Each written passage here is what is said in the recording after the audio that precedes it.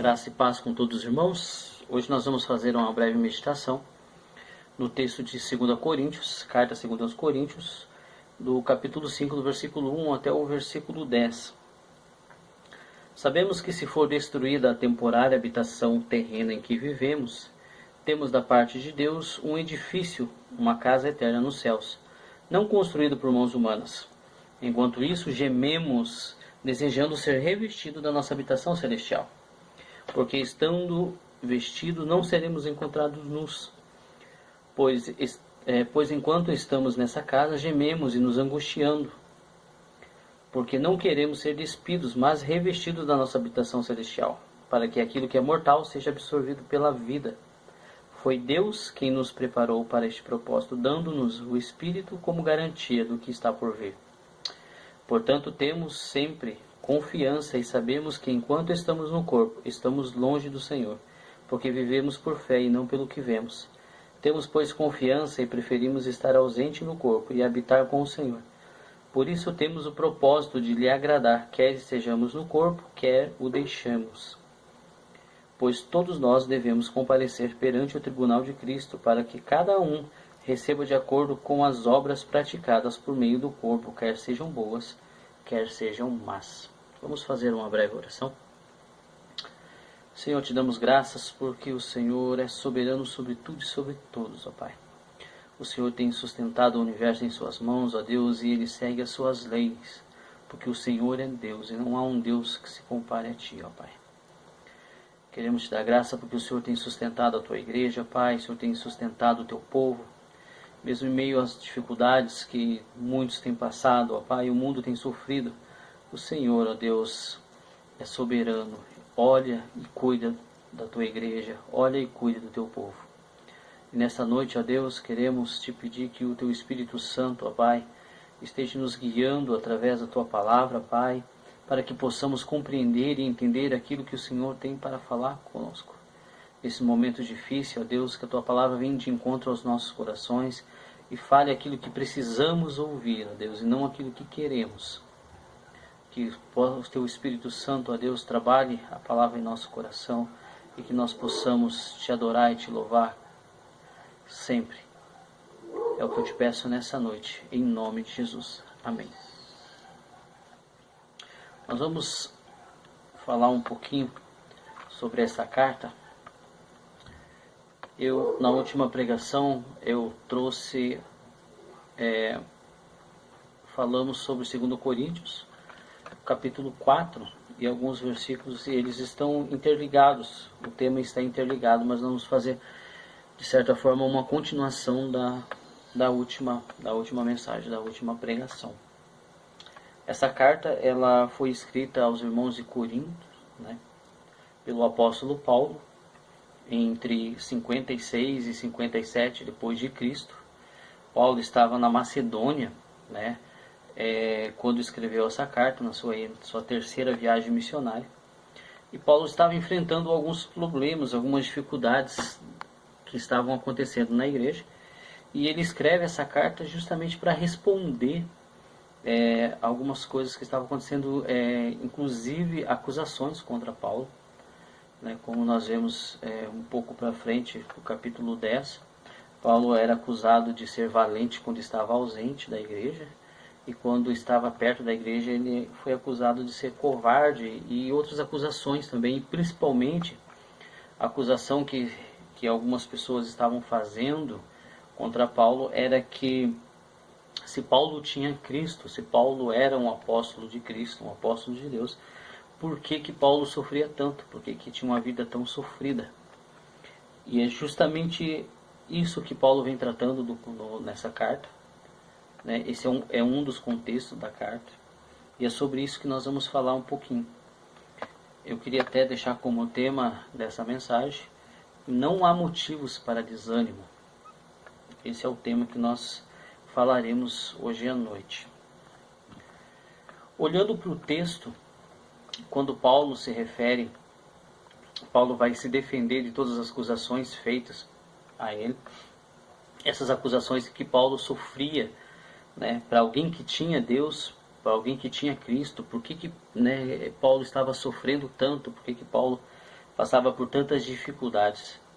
Já no primeiro versículo, nós vemos que Paulo faz um comparativo. Paulo traz a seguinte palavra: sabemos que se for destruída a temporária habitação terrena em que vivemos, temos da parte de Deus um edifício, uma casa nos céus, não construída por mãos humanas.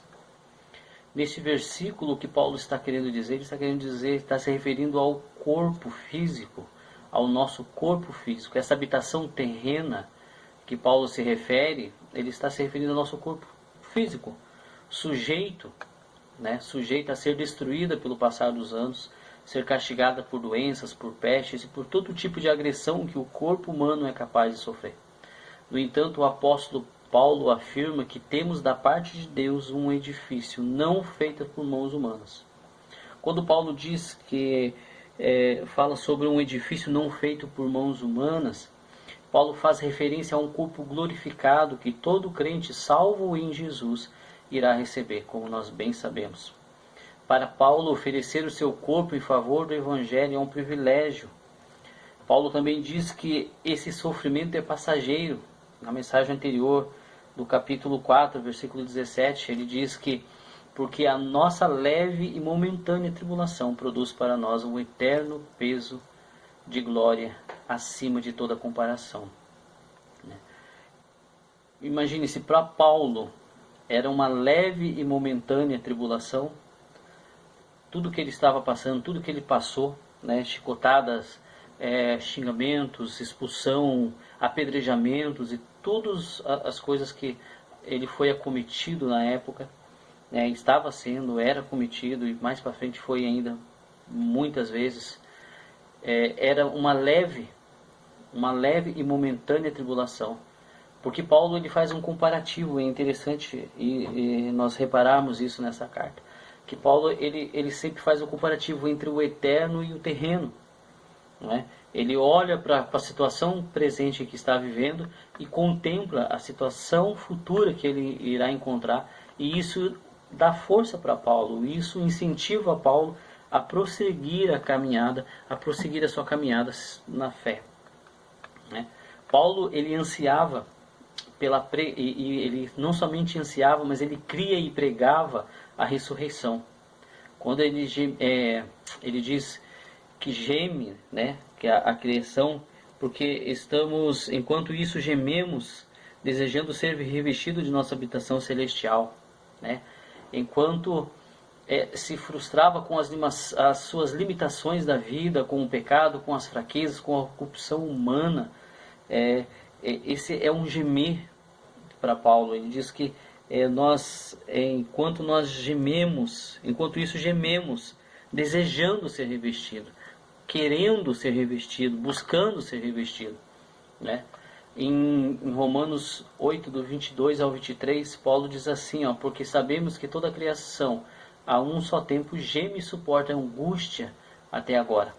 E não somente ela, mas também todos nós que temos as primícias do Espírito, igualmente gememos em nosso íntimo, aguardando a adoção de filhos, a redenção do nosso corpo. Então, para Paulo, esse aguardar, esse esperar, é uma forma que traz gemido, porque ele anseia por ter o seu corpo, esse corpo celestial, esse corpo em que se falado no primeiro versículo, em que todo crente verdadeiro um dia irá receber de Deus.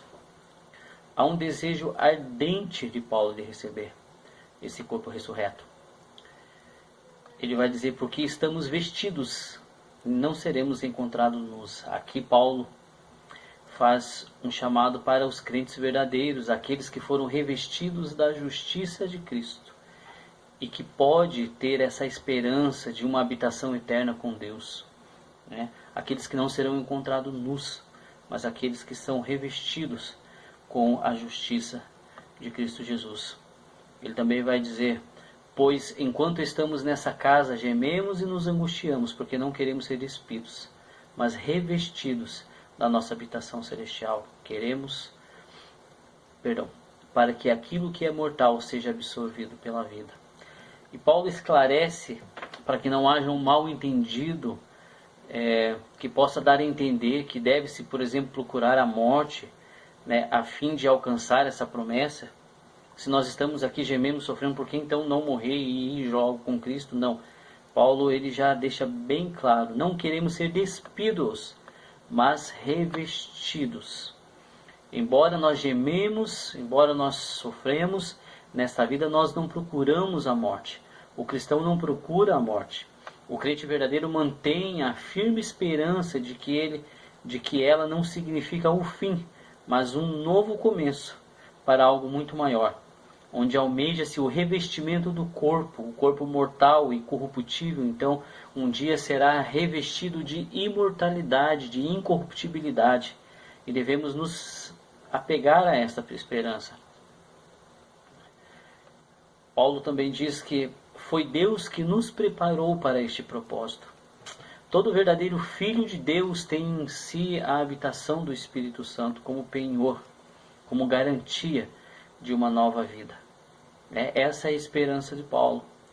Do versículo 6 até o versículo 10, por esses motivos, pela esperança e a presença do Espírito Santo, pela morte e ressurreição de nosso Senhor Jesus Cristo, nós mantemos a confiança, independentemente dos acontecimentos externos que nos cercam.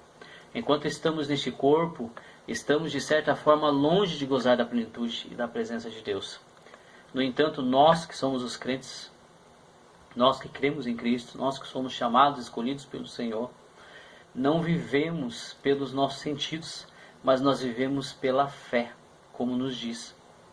A carta aos Hebreus vai dizer que o justo, parte A do versículo vai dizer, mas o justo viverá pela fé.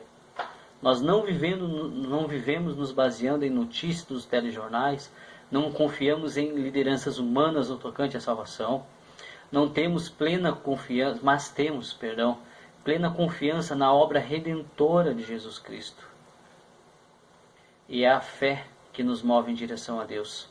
Porquanto não são as lutas, as tristezas da vida que nos irá nos apagar, nos separar, nos afastar da nossa esperança.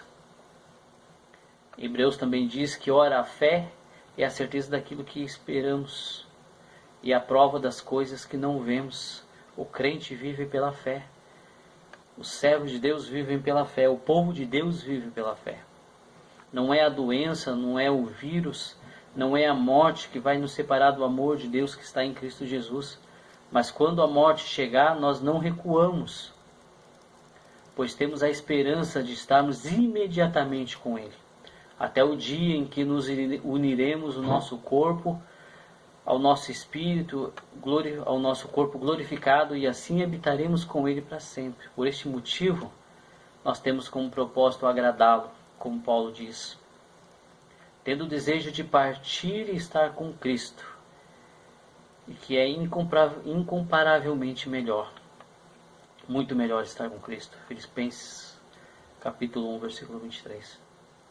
Nós vivemos sim, e devemos viver sim, confiantes e esperançosos, pois sabemos que um dia estaremos diante de Deus, onde compareceremos perante o seu tribunal, como diz o versículo 10. Não para sermos condenados, mas para receber do próprio Deus o galardão pelas nossas obras, quer sejam elas boas ou quer sejam elas más. O Senhor, com a sua graça e misericórdia, além de nos salvar, de nos justificar, ainda vai nos presentear com seu galardão, e viveremos em sua presença para sempre. Este é o contexto que Paulo está trazendo. Paulo está dizendo que, fazendo uma comparação daquilo que nós vivemos, daquilo que ele vivia e daquilo que está por vir, daquilo que nós depositamos a esperança. A nossa caminhada cristã não é fácil, as dificuldades não irão fugir de mim, de você. Por isso é necessário que, assim como Paulo manteve a esperança nas promessas de Deus, nós também saibamos que o que está por vir é incomparavelmente melhor. Estejamos prontos a viver em Cristo e com Cristo. A presente vida que nós vivemos aqui nem sempre será agradável. diante das dificuldades da vida, estejamos sempre com os nossos olhos voltados para o sacrifício de cruz, para a obra salvadora e redentora de Jesus Cristo. Mesmo que eu e você enfrente todo tipo de privação, doenças e acusações, ainda que o nosso corpo se definha cada dia, é necessário manter a fé e a esperança na promessa de nosso Senhor Jesus Cristo. Saber que não estamos sozinhos, que um dia toda dor terá fim e que viveremos com Ele para sempre. A palavra do Senhor em João, capítulo 5, no versículo 24, diz: em verdade vos digo, quem ouve a minha palavra e crê naquele que me enviou tem a vida eterna. Não entra em juízo, mas passou da morte para a vida. Que nós possamos aprender com o apóstolo Paulo. Que nós possamos aprender que as dificuldades estão às portas, nós sabemos disso, nós estamos vivendo um momento difícil, né? Um momento difícil economicamente, um momento difícil com a saúde entrando em colapso no nosso país e mundialmente. Mas a nossa esperança é a fé. Nós temos fé em Cristo Jesus e é nele que nós temos fé e nós devemos olhar para Cristo, olhar para a cruz, para a obra redentora de Jesus Cristo e saber que algo muito melhor nos espera. Não há motivo para nós entrarmos em desespero, não há motivo para nós negarmos a fé. Pelo contrário, é motivo de nós nos fortalecermos, é motivo de nós colocarmos os nossos joelhos em oração, é motivo de nós nos colocarmos em jejum, é motivo de nós estarmos consagrando as nossas vidas a Deus, buscando agradar ao Senhor, porque um dia estaremos perante Ele e seremos julgados, não para condenação. Os filhos de Deus não serão julgados para condenação, mas receberemos, segundo tudo aquilo que nós fizemos, um galardão que o Senhor tem preparado para todo o servo do Senhor. Que possamos aprender com Paulo, que possamos fazer esse comparativo, que se as coisas estão difíceis aqui, um dia isso terá fim, e não dá para comparar com aquilo que nos aguarda, junto com o nosso Deus, na presença do nosso Deus. Que possamos aprender com essas palavras, em nome de Jesus. Vamos orar? Pai querido, Pai amado, nós só precisamos mais uma vez, queremos te dar graças pela tua palavra, queremos te dar graças, ó Deus, pela esperança que temos viva dentro de nós, ó Pai. Fortaleça, Senhor, a nossa fé, ó Pai, que possamos olhar sempre para Cristo, que possamos olhar sempre para o Senhor, que possamos olhar sempre para a cruz, o sacrifício, ó Pai, do Teu Filho, ó Pai, que nos redimiu, Senhor, que pagou a nossa dívida para que tivéssemos acesso ao Senhor. Pedimos que o Senhor fortaleça, ó Pai, que o Senhor tenha misericórdia do Teu povo na terra, Pai. Nos fortaleça para enfrentarmos as dificuldades que estamos, ó Deus, e as dificuldades que ainda estão por vir. Que o Senhor possa, ó Pai, trabalhar em nossos corações, ó Pai, e fortalecer a nossa fé. Que possamos sempre olhar para o Senhor e ver a esperança, Pai. Não uma esperança terrena, mas uma esperança futura e eterna na Tua presença. Fortaleça a Tua igreja, fortaleça o Teu povo na terra, Pai. É o que nós te pedimos nessa noite, em nome de Jesus. Amém. Fiquem em paz.